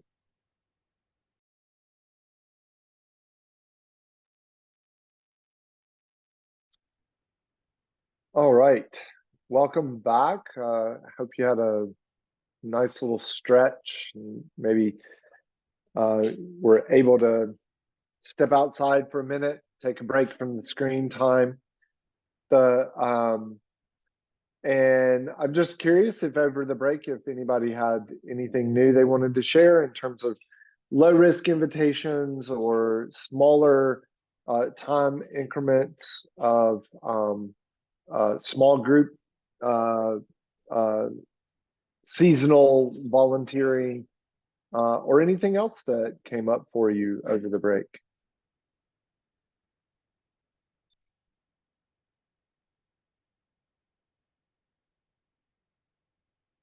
So I want to kind of move into this next section to ask, how do we lead differently? And really what this is doing is getting at this question of, how do we celebrate the gifts of the whole body in the way that we lead? And so we're going to watch a TED video that is inviting us to think about how we make invitation to into ministry, and how we can do that in such a way that it draws people into those ministries because of how we frame invitation within it. So this is from corporate leader Lorna Davis and her story as a corporate leader that is just kind of made me rethink how to lead people into ministry and by calling them forward.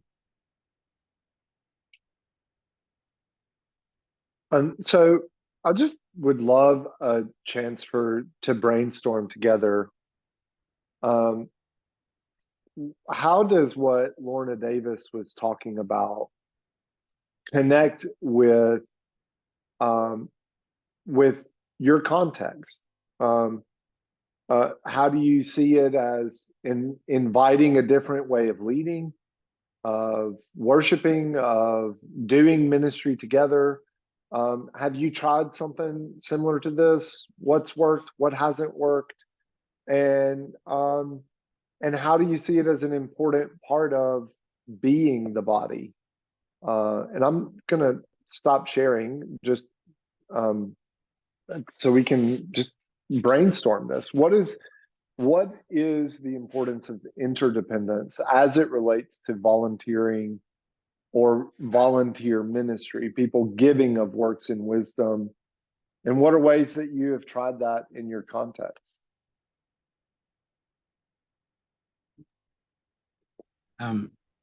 I'd just like to jump in and say that I really like the interdependent approach, that identifying your goals without a plan is almost like saying, here's what we want to do. How are we going to do this? We need your help. And that opens up the door to everybody who's got an idea and is willing and wanting to jump in and do it. And I would feel like I'm saying, I don't know how I'm going to do this. I need your help. And I think I would feel more comfortable if I was approached in that aspect to volunteering and standing up and saying, wait, I have an idea. I can't wait to throw that out to some of our congregation in hopes that it gets them off the pew and into the group. Thank you. Yeah, thank you, Terry. And yeah, Vicky.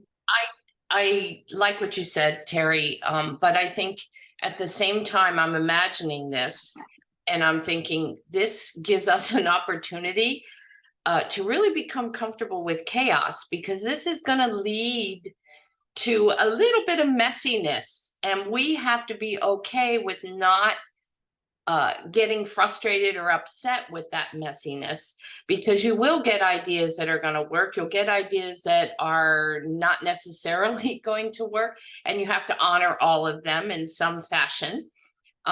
So I just think we have to be prepared. While this approach is wonderful, it is certainly not going to be easy or necessarily as quick and smooth as perhaps, and I'm not suggesting we go to the hero approach, I'm not saying that, but just this level of being okay with the messiness that might come.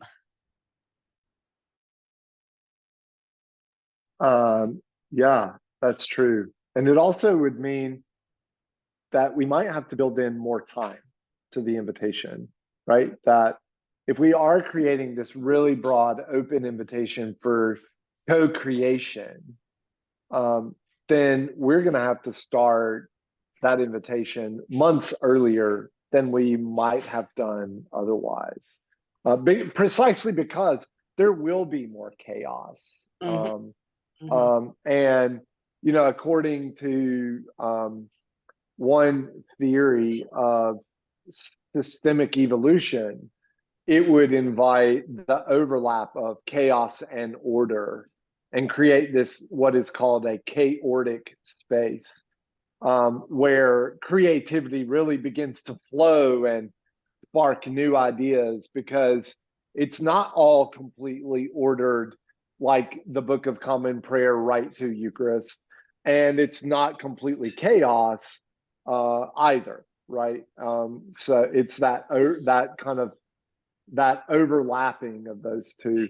Nicole, I saw your hand up, and would love to hear what you had to say.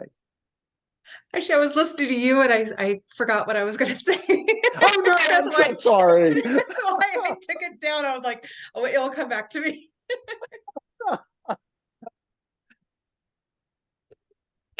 I just, while you're thinking of that, Nicole, I just wanted to add to what you said, that with that notion of messiness, chaos, some order, there would probably need to be some understanding of what the communication guidelines are going to be, what the protocols are going to be, not to squelch ideas, but to give it some kind of parameters or structure, and allow everyone to have their opportunity to speak and give their ideas without going on top of other people. Yeah. And Larry, I saw you had your hand up. Yeah, I just thought that video was excellent. What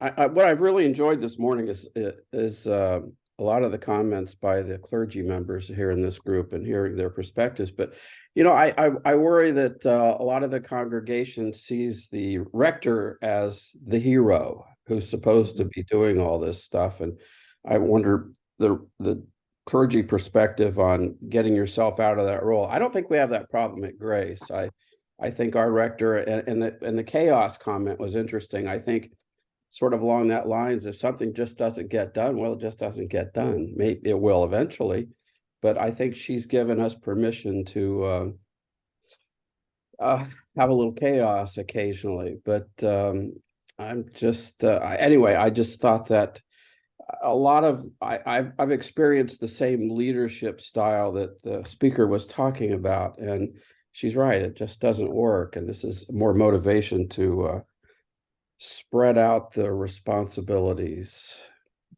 So yeah, thanks, Larry. Brad? Yeah, I mean, to maybe address that question from a clergy perspective too, as we're talking about radical interdependence, I think it's important to continue to dismantle maybe a radical Messiah complex that is inherently in clergy people. I remember going through the ordination process, getting the psych eval, and the person looked at me and said, well, you're just like everybody else that comes through here. You're a little messed up. And we all have this sort of hero, you know, just like the hero complex and the, you know, all that sort of stuff. And then remembering that, you know, as a 6'3", 200-something pound guy, you know, when I walk into the room, I have to make sure that I am divesting myself of that stature in some way. And I think positionally in a church, as an ordained person, to get to this interdependence, you really have to strip that off and make sure and demystify you know, the ministry of the ordained to include the body of Christ. And I think that's, you know, that's the hardest task. Yeah, giving the work back to the people. Nicole, did you remember? Yes, I did. Thank you. I think the other big part is when you have like the hero, like you're telling people to do something, they're not owning it. You are following up with them constantly, versus when it's an interdependence, it's we all are working together to get this done. And I think that's feel like you are contributing. And I don't know why I keep on seeing like the gears. And when you have the leader, you have a really small gear and they're running, and all these other gears are turning really, really slow because the leader is telling everybody how to do something versus it just flowing with all different, the gears flowing differently. And I like the interdependence. I feel like it builds the community that we are wanting, I think. Mhm. Yeah, that's a really good metaphor, and I like what Anne offered in the chat. That interdependence strikes Anne as a core value of Christianity. Again, one body, many members working together, and this kind of practice of interdependence is creating chaotic space. And it is creating space in congregations where people are being invited to use their creative energies. All of us are creative. The question is, how are we creative?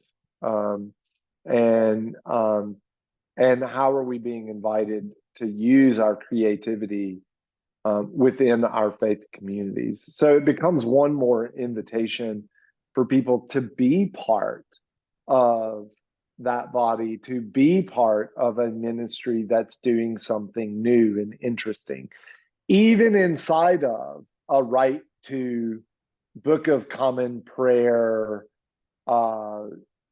Eucharist that's just going right down the line. If we take the time to actually read those rubrics in the prayer book, there's a whole lot of wiggle room between those rubrics that can invite a completely different embodiment of our worship if we take the time to do it with others who have new ideas to bring to the table. So even something that we consider very concrete has malleability to it, and is an invitation for people to bring their creativity to the group, to the congregation, into the body, to invite something new. And I am just are there any other thoughts, any other insights on interdependence and how we do that in church? I just there's also a role of clergy kind of for the initial idea to pass through, I think. If a congregant wants to bring up an idea, it wouldn't be developed, but just that the idea is brought before the congregation, have it go through the clergy, and that would bring some of the organizational, because the clergy, I know I've had some thoughts about some evangelism, but I invite friends periodically, but other outreaches, I don't know how to go about doing them or what to do. So just going to the pastor, reverend, to talk about those ideas, and kind of form them a little bit, and then move forward with her or the vestries or whoever's going to help in that decision. Does that make sense? Yeah, absolutely. And I'll just say my response, when I have a member of my parish come to me with a new ministry idea, and my first response is, I love it. I think it's great. I'm going to invite you to go out and find 5 other people who want to do this with you. Because the most important piece of it is to immediately form community around that new idea. Is there a community within the congregation who wants to come alongside you and bring that into fruition? Because we can start new ministries with very little need for heavy financial backing, etc. And so give people permission to take their idea and run with it and form community around it, and see where it will go. What fruits will it bear in the life of the congregation? And yes, answer questions and point people in the right directions. But that going to community first is then about creating that creative space where other people are bringing their gifts and talents to bear on this new ministry idea. So thanks for bringing that up, Sarah. Anne, y'all are being so polite, raising your hands. I want to say something that's unpopular, actually. One of the things that I think we do somewhat misguidedly is we share the role of the clergy and we disregard the authority of the prayer book. And I'm not saying that you're wrong, that of course you can do the prayers of people, blah, blah, blah. There are ways to do things within the liturgy, but the creativity that people can bring to Episcopal congregations strikes me as misdirected if it's toward things that are already established. I've had a lot of people talk about how much they want to flatten the hierarchy, and one of the things that I think is really important is that the clergy has a specific role and a specific expertise, and that's not the area where they need people to come alongside them as much as areas that aren't defined. Like, how are you going to reach out into your community? How are you going to evangelize? How are you going to be hospitable? Who are you going to touch in the neighborhood or the world around you because your particular location or gifts or whatever are good for that particular calling?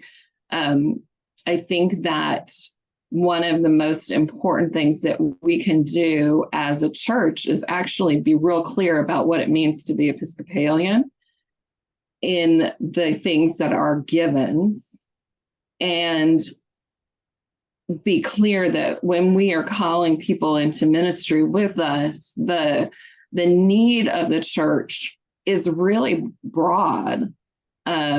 People like to do things that are most visible sometimes, or the things that they think are the most interesting. There's a kind of like the thing that happens on Sunday is the thing that everybody sees the most of. But the idea that the church should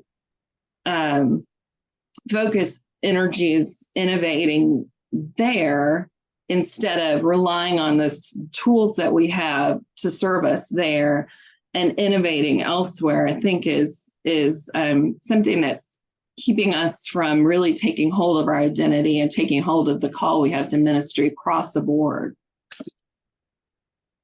Okay, thank you.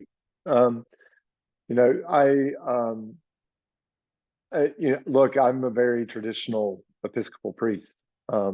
We do prayer book Eucharist at my church, and Hunter, I don't want to suggest that I'm attacking what you're saying, but I want people to broaden their perspective in terms of where people need to come in and where we need to be creative.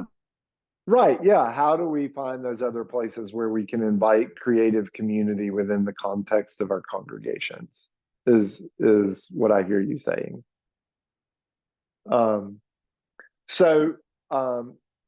The next piece of this really for us is to spend some time in some small groups, and we've got some discussion questions, and there are and I want to be sure that y'all can, it looks like my microphone is still working. AirPods just died. Can you hear me? Yeah, okay, good. So the discussion questions, there's several to choose from. And what I'd like us to do is to break into small groups for 10 minutes. Choose one of the discussion questions in your small group and just spend some time considering it in light of what we've discussed today. Leading interdependently, helping people to discover vocation as their way of giving works and wisdom, low risk invitations, and all of those best practices that Jason shared, having job descriptions, having job boards, being intentional with where people are able to share of their gifts and talents, and how do we do good orientation, etc. All of that coming together to consider these discussion questions. And so, as I said, we'll take 10 minutes. We'll come back at 11:51 into the main group and have our final debrief and Q&A.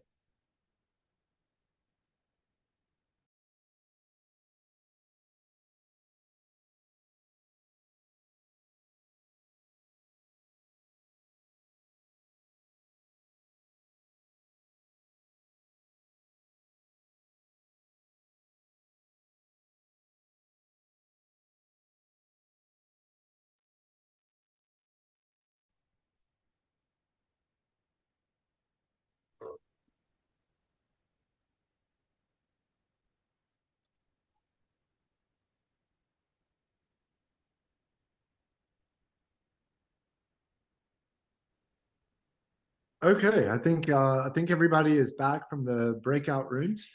And first, I'd just like to invite what came up in your breakout rooms. What did you discover together, and that maybe you'd like to share with the broader group, and then we'll go into a broader Q&A. So.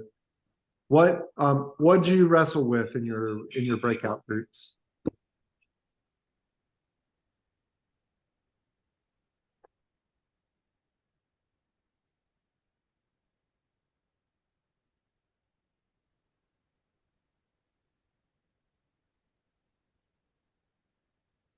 Nothing at all. Okay, I just feel like I'm just talking too much, so I'm resisting, but I'll try and summarize. I think we wrestled with the questions. They were all pretty across the board. So first we spent some time deciding what we kind of wanted to talk about, and we did a mixture, and kind of wrestled with the ideas of coming back from the pandemic, how we're coming back from the pandemic, the role of technology, how that has like moved us differently in Sunday worship in good and negative way, positive and negative ways. And there were some really interesting ideas that came up about ways that people are restoring the integrity of the Sunday worship and the liturgy, as Anne kind of elevated that question before we broke out. And then and innovating though with integrity, given our new technologies and our new audiences in some respect. Thank you, Lisa. Yeah. Terry, I saw that you maybe were going to offer something a minute ago. No. Oh, okay. Sorry. Other thoughts, other things that came up in your breakout groups?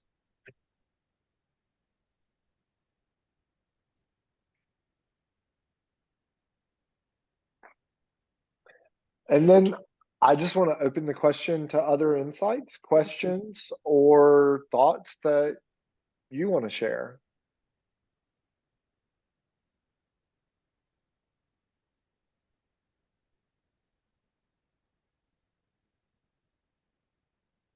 I am looking for more ideas about how to connect people in.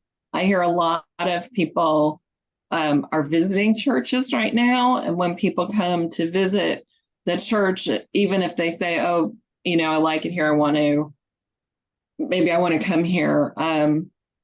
The connecting them into the community, and not just with like what's their ministry, although that's part of it, right? But just giving them a sense that they are integrated is a real challenge right now. And so I'm always looking for ideas for how to do that. Right. We do I can just offer you what we're doing in my context. Doesn't mean it's the right answer. But once a quarter, we do a bagels and beginnings in our memorial garden. We have a really beautiful space, and we have bagels and juice, and specifically for our newcomers. And really, we're trying to curate a space for all of our newcomers to get connected to one another, and have all of our newcomers connected to each other. We ask our vestry to be there to connect with newcomers, introduce themselves, to practice those short one-on-one relational meetings, and so that it's not just the clergy person who's doing that relational work, but taking the time to train our vestry in how to do that one-on-one relational work and be leaders in that. And then 2 to 3 times a year, we do a newcomers brunch that is an invitation. We have a member of the clergy there, members of the vestry, and that's really kind of where we do a more of the, I don't know, maybe you call it the dog and pony show of, here are all of the different ways that you might want to get involved in a ministry, and how people can then volunteer for those ministries. So we start with very low risk, showing up, not being asked to commit to anything, and moving to that a little higher risk of inviting people to consider where they will plug into ministry. And then I'm fortunate because my entire congregation has taken it onto themselves to be welcome ministers. Like, you can't be anonymous at Epiphany. And which is a good thing, that everybody wants to introduce themselves to someone who's new in the parish, and make them feel welcome. And I think it's a culture shift that just has to happen in a parish for that to be true. So, and those are some of the things we're trying. Doesn't mean they're the only answer, but there's some of the answers we're trying on right now. Another congregation I'm aware of, they've completely done away with the ministry volunteer scheduling, and they just recruit people on Sunday morning, and they post what jobs are needed in worship, and recruit for that right there on the spot. I don't do that. That would make me a nervous wreck. But there are congregations who are doing it as a way of trying to encourage belonging. Other questions? Yeah, Ed? Hunter, in your so-called dog and pony show, which is the second level, so to speak, do you get into any doctrine or theology of the Episcopal Anglican ethos? Not in that one.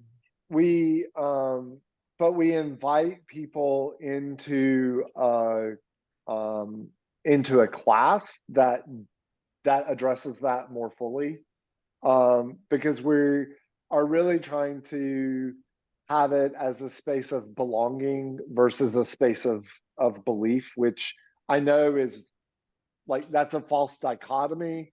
But we want people to understand that kind of how they're able to be engaged in the life of the parish, and then move to belief after that by inviting them to attend a class.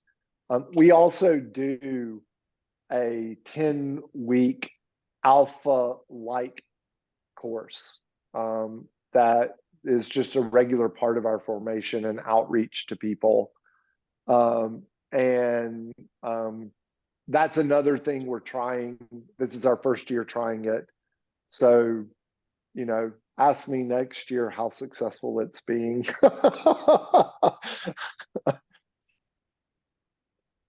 Thank you. Thank you. And I think we are at noon. We are. I'll just close. I want to drop my email in the chat here.